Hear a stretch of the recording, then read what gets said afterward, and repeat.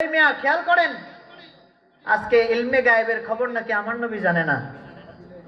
মুসা নবী সেই 1450 বছর আগে মেরাজ রজনীতে আমার নবীকে ভবিষ্যৎবাণী দিয়ে বলেছেন, আরে শুনেন ওগত মদিনার কামলিওয়ালা নবী, আরে আপনি তো আমাদেরও নবী, সুতরাং আপনার উম্মতের জন্য আমাদেরও মায়া আছে। আপনার উম্মত এই 5 ওয়াক্ত নামাজ আদায় করতে পারবে না। কথা সত্য না মিথ্যা? আমরা কি এখন 5 ওয়াক্ত নামাজ ঠিকমতো আদায় করতে পারি? তাহলে 1450 বছর আগে মুসা নবী যদি এই খবর 1450 বছর পরের খবর বলতে পারে, আমার নবীর পাওয়ার মুসা নবীর চেয়ে কম না বেশি? ভাইরা জোরে বলেন, কম না বেশি? এই জন্য মেরাজুন নবীর আলোচনা আজকে আমি আপনারা বলেন, আজকে অনেকগুলো মসজিদে মেরাজুন রাতে হয়, অনেকগুলোতে হয় না। কেন হয় না জানেন?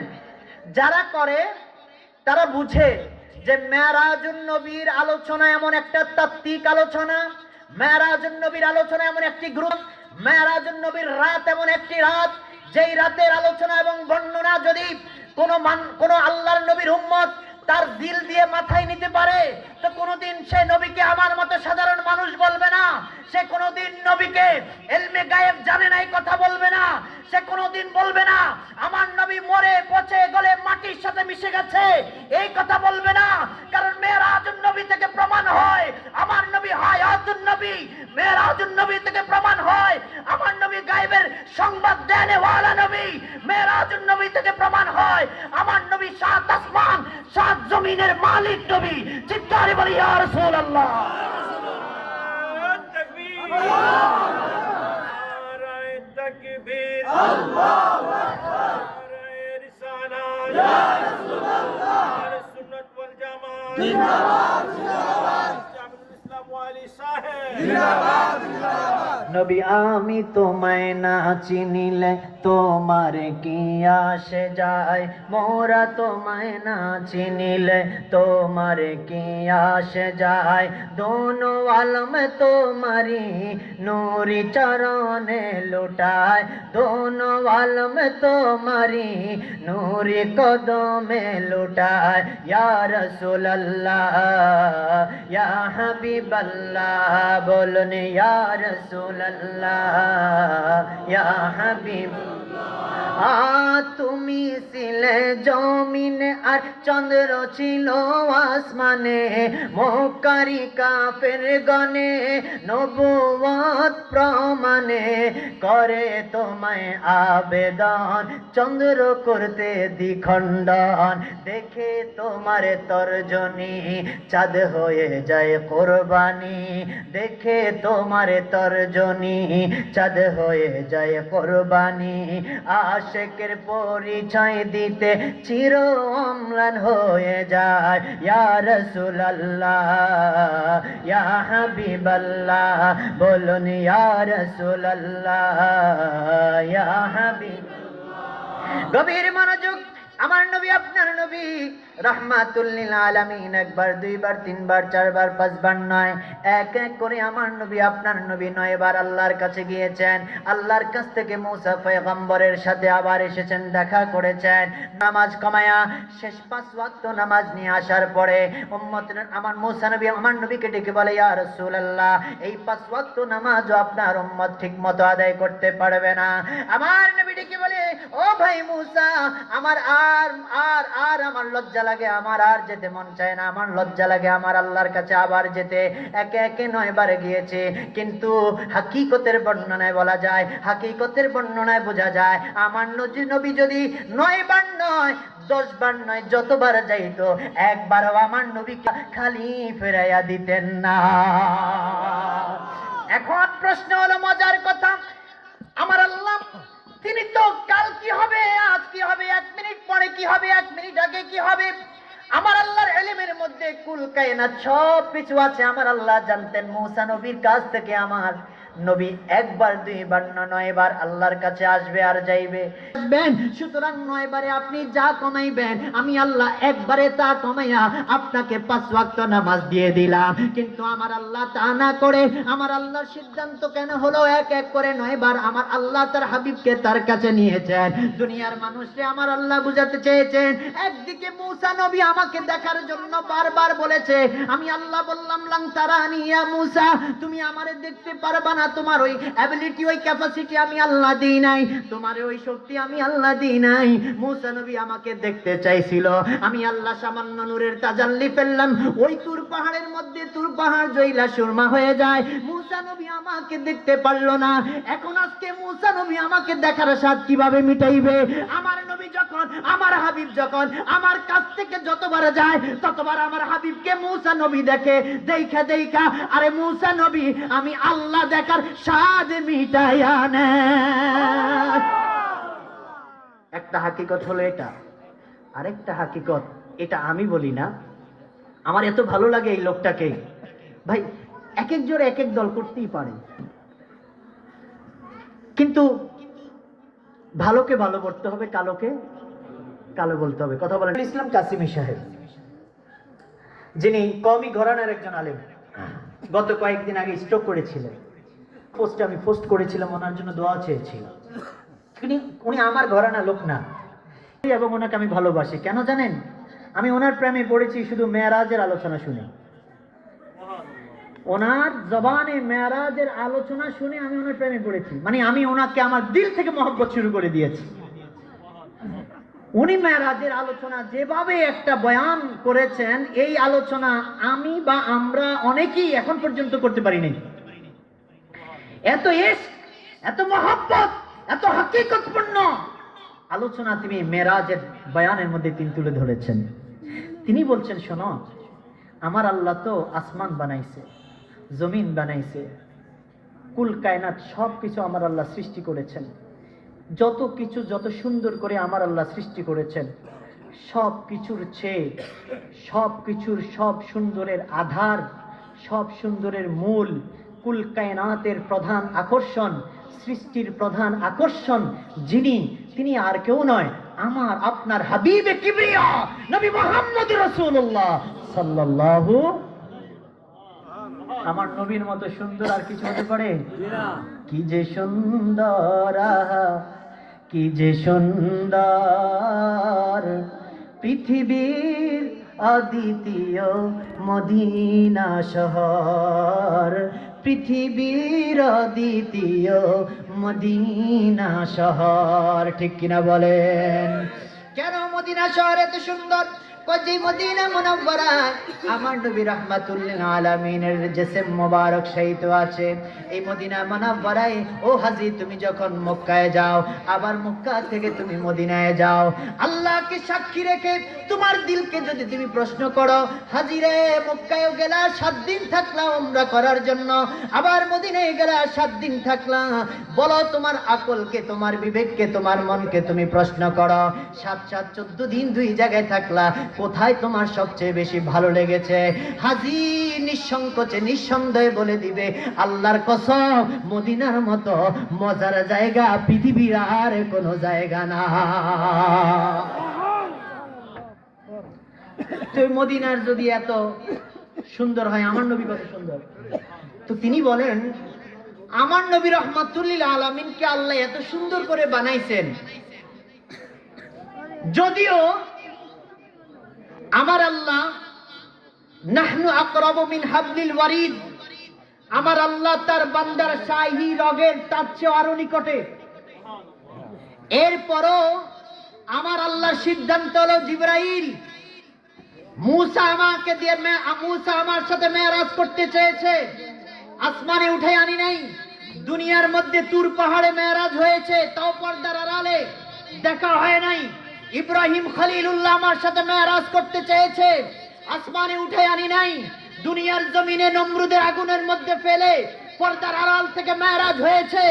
শোনো, প্রত্যেক নবী জমিনের মধ্যে পর্দার আড়াল থেকে আমার সাথে মেরাজ হয়েছে, কিন্তু আমার সিদ্ধান্ত হলো আমার হাবিবকে আমি 7 আসমানকে উপেক্ষা করে সিদরাতুল মুনতাহাকে উপেক্ষা করে, আরশুল আজিমকে উপেক্ষা করে লা মাকানে আমার সাথে আমি দেখা করব। সুবহানাল্লাহ।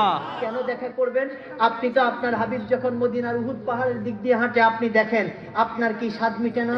আপনি তো আপনার হাবিব যখন মদিনা মুনাওয়ারা মসজিদে নববীতে নামাজের ইমামতি করে তখন তো আপনি দেখেন, আপনার কি স্বাদ মিটে না? নজরুল ইসলাম কাসিমির কথাগুলো আমি নকল করছি। তিনি বলছেন যে আল্লাহ ঈর্ষার বশীভূত হয়ে, আবার বলছি ঈর্ষার, যদি আপনারা কোন ধরনের ফতোয়া দেন তো ওনার বিরুদ্ধে লাগান, ঈর্ষার বশীভূত হয়ে আল্লাহ আর সহ্য করতে পারলেন না। আল্লাহর সিদ্ধান্ত হলো বন্ধুকে তুলে নিয়ে আসবো, আমার কাছে কাছে বসাবো, একসাথে বসাবো, কাবা কাউসাইনি আও আদনা। কত কাছে বসাবেন? কয় তীর মারলে দুইটা ধনুকের মাথা যেভাবে নিকটবর্তী আসে তার চেয়ে আরো নিকটবর্তী আমি আমার হাবিবকে নিয়ে আসবো। বলেন তো, ধনুক যখন তীর মারে ধনুক দিয়া এক হাত ফাঁক থাকে নাকি আরো কম? আরো কম, যত মানে ততটা কাছাকাছি চলে আসে। বলছে আরো, আও আদনা শব্দের অর্থ হচ্ছে আরো নিকটবর্তী। এখন কত নিকটবর্তী হচ্ছে? আল্লাহু আ'লামু ওয়া রাসূলু, আল্লাহ এবং তার রাসূল ভালো জানেন কত নিকটবর্তী হয়েছেন।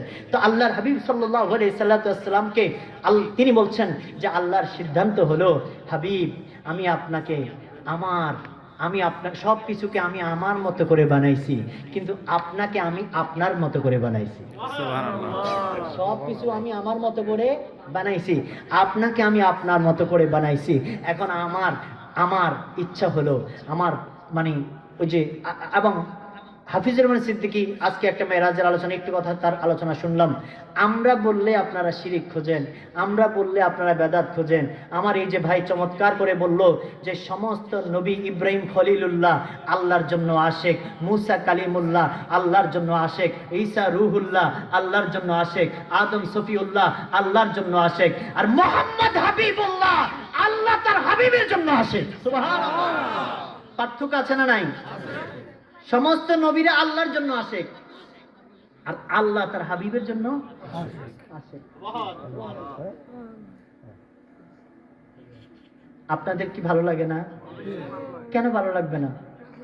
আরে ভাই, আপনার নবী, আমার নবী, যখন আমার নবীর প্রশংসা যদি কেউ করে, আমি যদি সত্যিকার অর্থে আমার নবীর উম্মত হয়ে থাকি এবং ওই নবীর মহব্বত যদি আমার দিলে থাকে, আমার ভালো লাগার কথা না?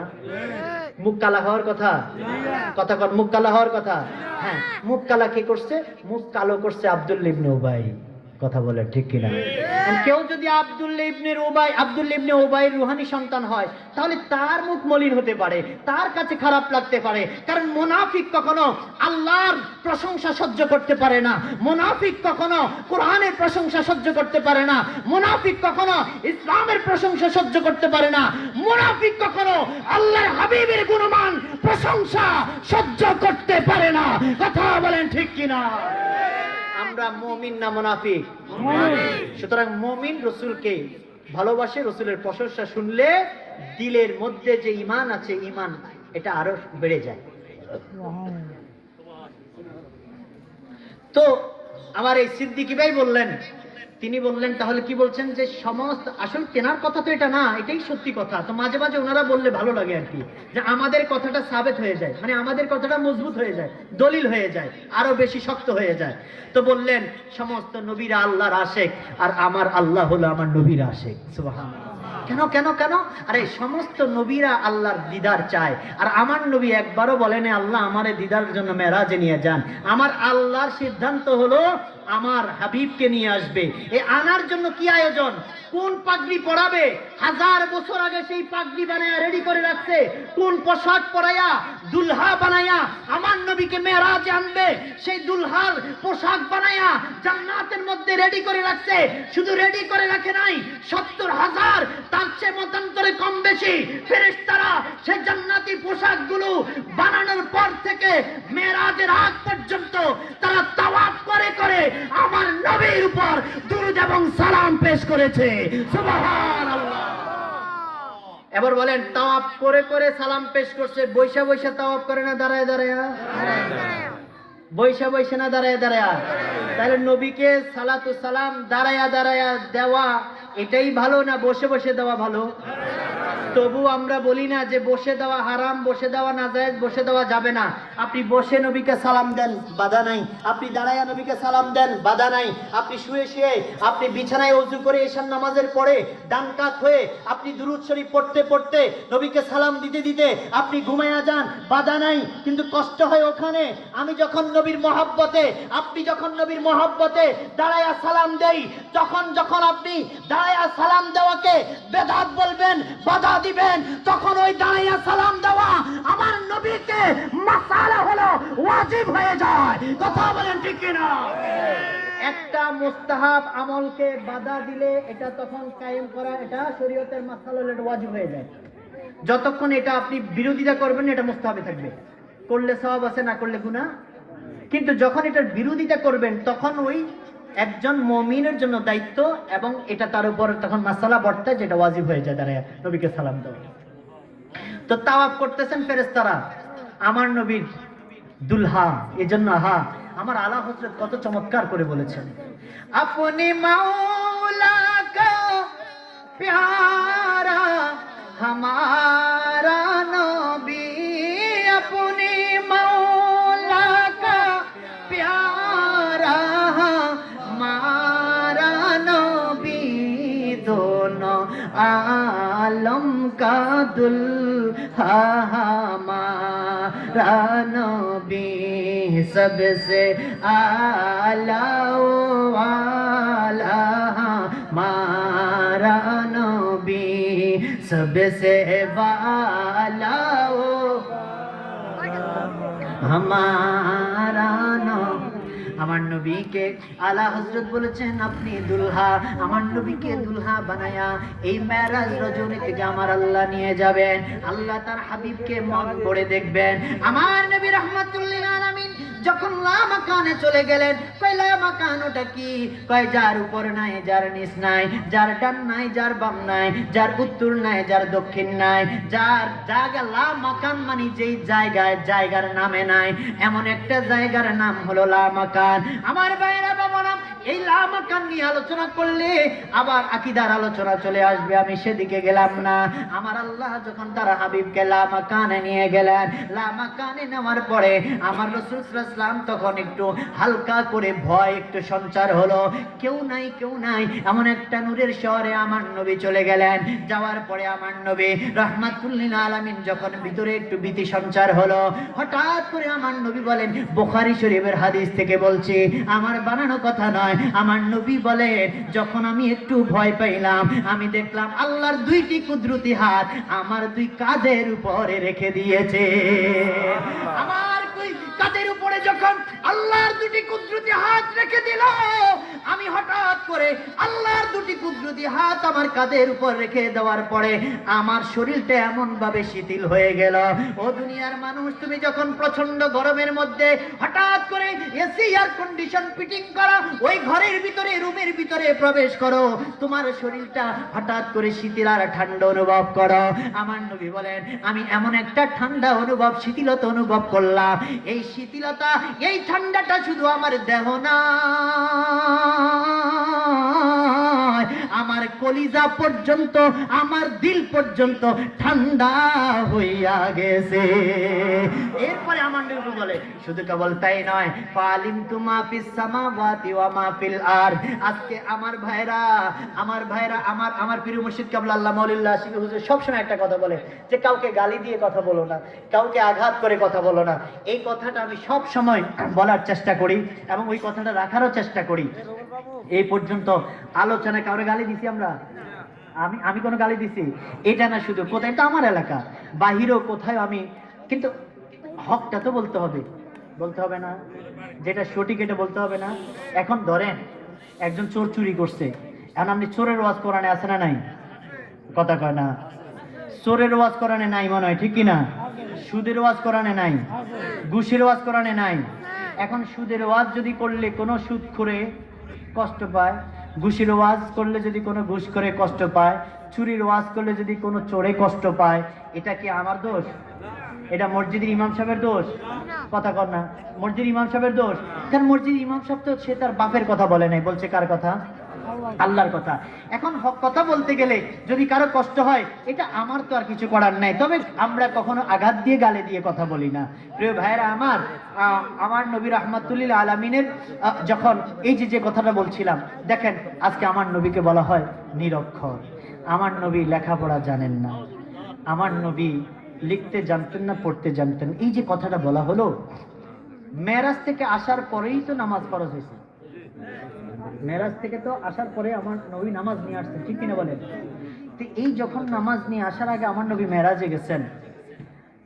আমার নবী মেরাজে যাওয়ার পরে এই হাদিসটাই বলছেন, নবী বলছেন আমার কাঁধের উপরে আল্লাহর কুদরতি দুইটা হাত রাখার পরে আমার একটু আগে আমি কথাটা বলছিলাম, আমার সিনাটা এত প্রশস্ত হয়ে গেছে।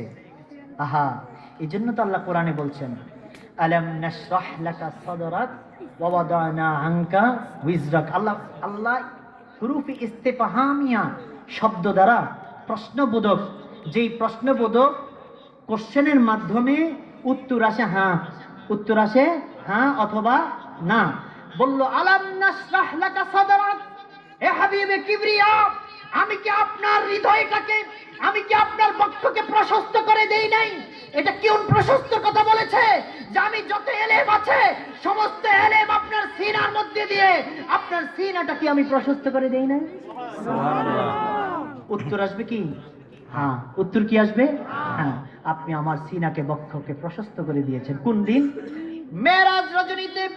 আমার নবী বললাম যখন আল্লাহর দুইটা কুদরতি হাত আমার নবীর কাঁধের উপরে রেখে দিলেন, আমার নবীর কাঁধের উপরে আল্লাহর দুইটা কুদরতি হাত রেখে দেওয়ার পরে আমার নবী বলেন, উম্মত রে, তোমরা কেমনে কিতাবে লেখো? আমার নবী তার পিছনের দেওয়ালের ওই পাশে কি হয় আমার নবী জানে না, আমার নবী বলতে পারে না, অথচ তুমি কেমনে আলেম হইলা আমার জানা নাই। মুসলিম শরীফের হাদিসে আমার নবী বলেন, ইন্নাল্লাহা জাওয়ালিয়াল আরদা ফারাআইতু মাগারিবাহা ওয়া মাশারিবাহা ওয়া মাশারিকাহা। তো আমার সামনে আল্লাহ পৃথিবীটাকে এতটাই সংকুচিত করে দিয়েছেন, এতটাই ছোট করে দিয়েছেন, পৃথিবীর পূর্ব বলো, পশ্চিম বলো, উত্তর বলো, দক্ষিণ বলো, মাথার উপরে, সাত আসমানের উপরে বলো, সাত জমিনের নিচে বলো, যা কিছু আছে আমি এক জায়গায় বসে সব কিছু আমি দেখতে পাই। ইয়া রাসূলুল্লাহ বলেন, কে দেখতে পায়? আমার নবী বলছেন, ইন্নাল্লাহা জাওয়ালিয়াল আরদা ফারাআইতু মাশারিকাহা ওয়া মাগারিবাহা। মুসলিম শরীফের হাদিস, মুসলিম শরীফের হাদিস, এতে কোনো সন্দেহ নাই। ওই হাদিসে আমার নবী বলছেন, আমি উত্তর বলো, দক্ষিণ বলো, পূর্ব বলো, পশ্চিম বলো, উপর বলো, নিচ বলো, যা কিছু আছে সব আমি দেখতে পাই। এই জন্য শুনেন, এই জন্য আমরা যখন নবীকে দাঁড়াইয়া সালাম দিই, তো আমার নবী এখানে আসার দরকার হয় না। অনেকে আমাদের ব্যাপারে মিথ্যা অপবাদ দেয় যে আমরা দাঁড়াইয়া সালাম দিলে নাকি এই বিশ্বাস করে দিই নবী এখানে এসে হাজির হয়ে গেছে। নাউজুবিল্লাহ বলেন, এটা সম্পূর্ণ মিথ্যা অপবাদ দেওয়া হচ্ছে। আমরা এই আকীদা করি না যে নবী এখানে হাজির হয়ে গেছে এই জন্য দাঁড়াইয়া সালাম দিই, এটা আমাদের আকীদা নয়। তবে হ্যাঁ, আমরা এটা বিশ্বাস করি আমার নবী চাইলে কোনো আশেকের মজলিসে হাজির হতে পারে, এটা ক্ষমতা দিয়েছেন আল্লাহ। কথা বলেন। আমনে গো এই কি বলে ভারতের মাদ্রাসাটার নাম কি?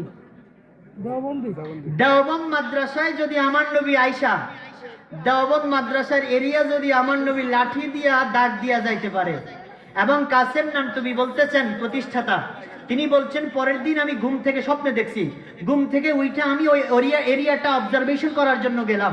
আমি গিয়ে সেখানে দেখতেছি যেই লাঠি মোবারক দিয়া আমার নবী এরিয়াটা নির্দিষ্ট করে দিয়েছেন মাদ্রাসা করার জন্য, ওই লাঠি এখনো সেই জায়গায় পড়ে আছে। তাহলে এটা স্বপ্নে না সশরীরে? নবী যেহেতু লাঠি ওখানে আছে, তাহলে আমার নবী রুহানি না জিসমানি ভাবে আমার নবী চাইলে কোনো আশেকের মজলিসে উপস্থিত হতে পারে, এটা ইচ্ছাধীন আমার নবীর ইখতিয়ার। এটা কার ইখতিয়ার? আমার নবীর ইখতিয়ার। আমরা বলছি না এখানে হাজির হয়ে যায়, এটা বলছি না, চাইলে হতে পারে। তবে আমরা বিশ্বাস করি আমার নবী মদিনা মুনাওয়ারা সবুজ গম্বুজের নিচে বসে বসে কাকরার জমিন থেকে কারা নবীকে সালাম দিচ্ছে, তার বাবার নাম জানে, দাদার নাম জানে, তার নাম জানে, তাকে চিনে, তার সালামের জবাব দেয়। আরো জোরে বলে। হাদিস দ্বারা প্রমাণিত, আমাদের বানানো কথা না। আমাদের বানানো কথা না। সুতরাং আমার নবী রাহমাতুল্লিল আলামিন এই মেরাজের আলোচনা, আমি তো এটা ধারাবাহিক আলোচনা করছি না, শুধু পয়েন্ট পয়েন্ট কিছু কথা বলছি যে মেরাজের আলোচনা করলে বুঝলে আমার নবীর পক্ষে যে আকীদার কথাগুলো আমরা বলি এটা প্রমাণিত। যেমন আরেকটা ঘটনা বলি, সেটা হচ্ছে আমার নবী যখন যাচ্ছেন মারারতু বি মূসা, তো আমি যাওয়ার সময় প্রথমে জিবরাইল আমাকে একটা জায়গায় দাঁড় করাইলো, দাঁড় করাই বলে, ইয়া রাসূলুল্লাহ আপনি জানেন এটা কোন জায়গা? এটা কোন জায়গা? জিবরাইল আমার অনেক কিছু আমার নবী শুনেন। আপনারা অনেকে বলতে পারেন নবী জানলে প্রশ্ন করছে কেন? নবী যদি জানতোই তাহলে নবীজি জিবরাইলকে সবকিছু প্রশ্ন করছে কেন? যদি নবীজি প্রশ্ন না করতো জিবরাইলকে, এটা হাদিস আকারে আসতো না। কথা বলে না? প্রশ্ন না করলে হাদিস আকারে আসতো না। আমার নবী জানতেন, তারপরেও জিবরাইল আইসা আমার নবীর সামনে নামাজের সুরতে বসে গেছেন, যে হাদিসকে বলা হয় হাদিসে জিবরাইল। ওই হাদিসটা আপনি পড়েন, বুঝেন, শুনেন, তাহলে আপনার আকল খুলে যাবে। জিবরাইল আইসা ছাত্র সাইজা আমার নবীর হাঁটুর সাথে হাঁটু লাগাইয়া আদবের সাথে নামাজের শুরুতে বসলেন। নাম্বার 1, আমার নবীর আদব, মসজিদে নববীর আদব আল্লাহ তাআলা জিবরাইলের মাধ্যমে শিক্ষা দিলেন। ও জিবরাইল, শিক্ষা দিয়ে দাও, বুঝাইয়া দাও কিভাবে আমার নবীর দরবারে আসলে সাহাবাগণ আদবের সাথে বসবে, বসার আদবটা শিখাইয়া দাও। আমার নবীর ব্যাপারে আল্লাহ কোরআনের আয়াত নাজিল করলেন যে আমার নবীর ঘরে কিভাবে প্রবেশ করবে, এই আদবের কথা আল্লাহ কোরআনে আয়াত নাজিল করে দিয়েছেন। প্রত্যেকটা আদব আমার আল্লাহ নবীর শানে শিখাইয়া দিয়েছেন। সুবহানাল্লাহ। তো জিবরাইল আলাইহিস সালাতু ওয়াস সালাম হাদিসে জিবরাইলে নামাজের শুরুতে এসে বলতেছে, ইয়া রাসূলুল্লাহ ইহসান কি? ঠিক আছে,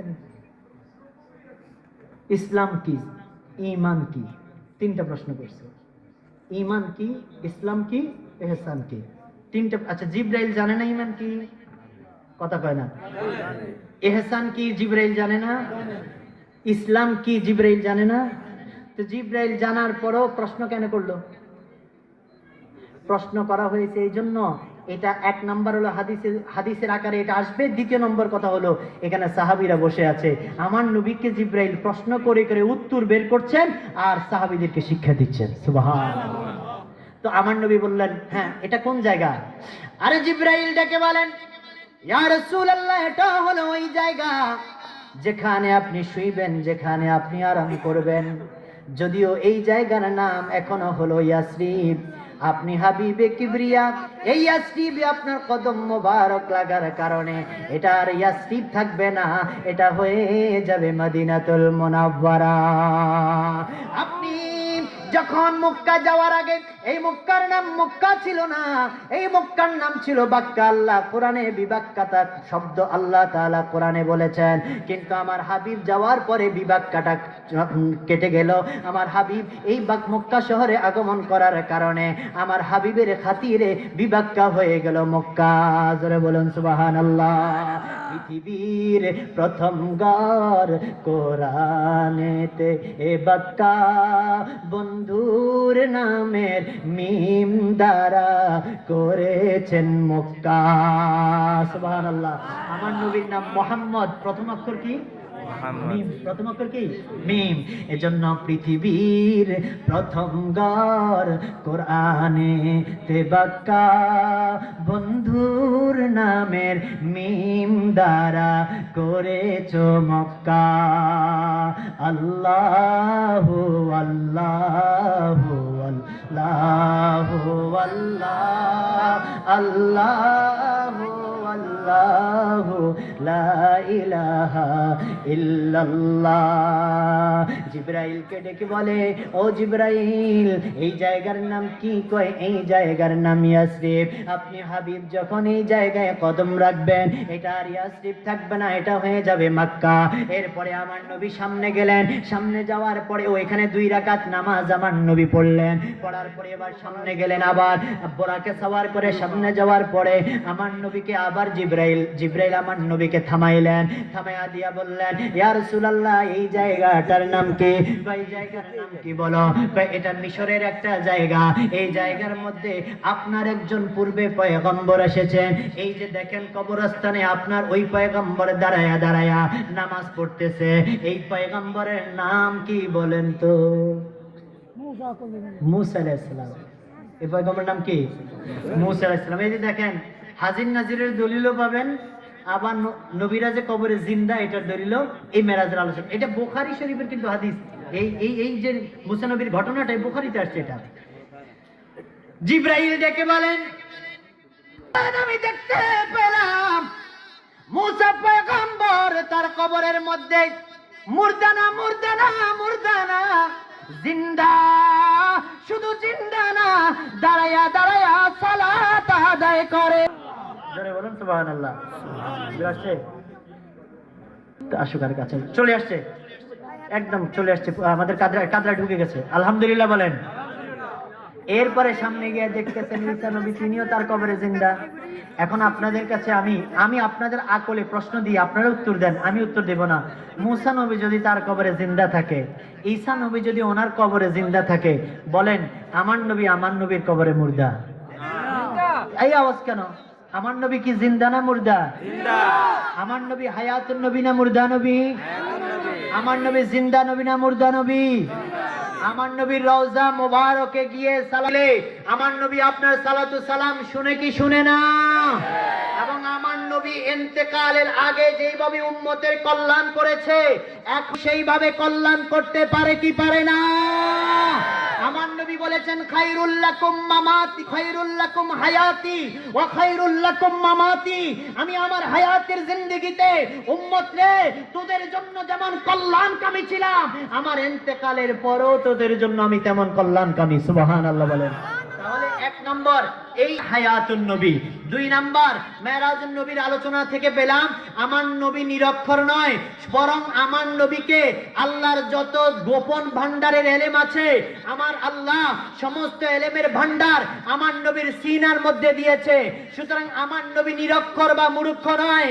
তিন নম্বর আরেকটা প্রমাণ করি, মুসা আলাইহিস সালামকে আল্লাহর নবী দেখে গেছেন মিশরের জমিনে কবরের মধ্যে নামাজ পড়ে। আবার বলতেছেন হাদিসের মধ্যে মসজিদুল আকসায় গেলেন, সেখানেও যাইয়া দেখতেছেন জলিল কদর 25 জন সাহাবীর মধ্যে মুসা নবী সেখানেও আছে। সুবহানাল্লাহ। আরো জোরে কোন মুসা নবী সেখানেও আছে। আচ্ছা, সেখানে এবার এখানে অনেক চমৎকার ঘটনা ঘটলো, সেটা আর বললাম না, এটা আমগো ইমাম সাহেব হুজুররা মসজিদে বলবেন। সেখানেও গিয়ে দেখলো যে মুসা নবী তার কবরে আছে, আর মুসা নবী সেই মসজিদেও আছে। এবং মজার ব্যাপার কি জানেন, সমস্ত নবীরা আমার নবীর হাতের সাথে একটু স্পর্শ লাগার জন্য, মুসাফা করার জন্য হুমড়ি খায়া পড়ছে। দেখলো আল্লাহ পাক এদিক দিয়ে আশেক মাশুকের জন্য ইন্তজার করতেছে। ওইদিকে পয়গম্বরদের, এত পয়গম্বরদের সাথে মুসাফা করার সময় আছে নাকি? আল্লাহ সিদ্ধান্ত হলো আমার দেরি সহ্য হয় না, আরে সবার সাথে নয়, মাত্র 25 জন নবীর সাথে যারা মন্ত্রী তাদের লগে মুসাফা করে আর তাড়াতাড়ি নিয়ে আসো।